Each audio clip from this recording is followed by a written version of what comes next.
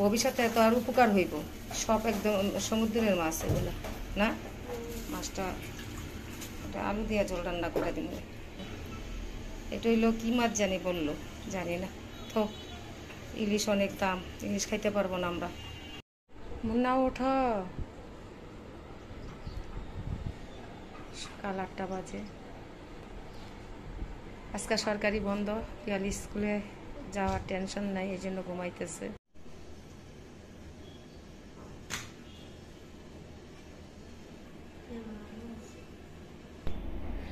প্রতিদিনের মতো আজ একটা ব্লগ নিয়ে আসছি। সকালে ঘুম থেকে নাতিরে উঠাইলাম, নাস্তা করলাম, জাম্বুরা টুক ভর্তা বানায় খাওয়া দাওয়া করে যাব রান্নাঘরে।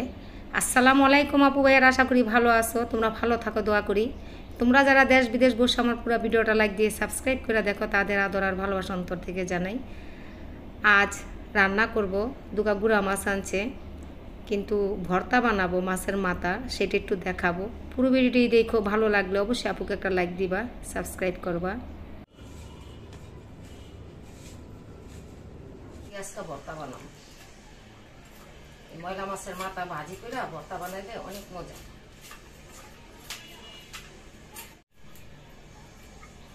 এটা ফালামু না, এটা তো ভর্তা বানাবো, খুব মজা। মাছটি কাটাকাটি হয়ে গেল, তো এটা দিয়ে আজকে ভর্তা বানাবো। এই মাছের মাথা দিয়ে ভর্তা করলে এত মজা। আজকে আমি ভর্তাটা দেখাবো তোমাদেরকে আজকের ব্লগে। মাছের মাথার ভর্তা বানাবো, সাদা ভাজি মাছ আর মাছের মাথার ভর্তা, দুপুরের খাবার আজকে।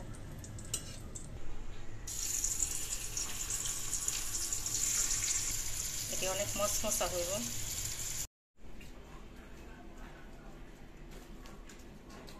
চাপিলা মাছের মাথার ভর্তা অনেক মশমশা করে ভাইজা নিছি।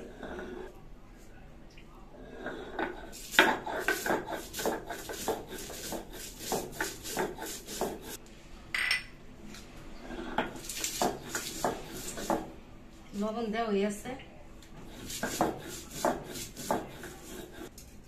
মাছের মাথার ভর্তার মধ্যে রসুন লাগে না,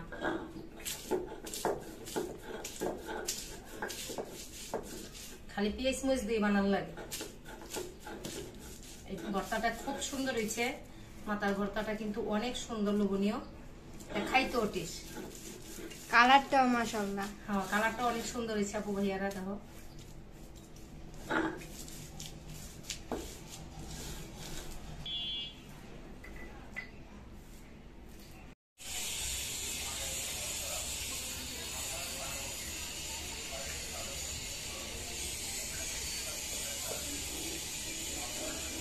মাছের ভর্তা, মাছের মাথা আর হলো মাছ ভাজি।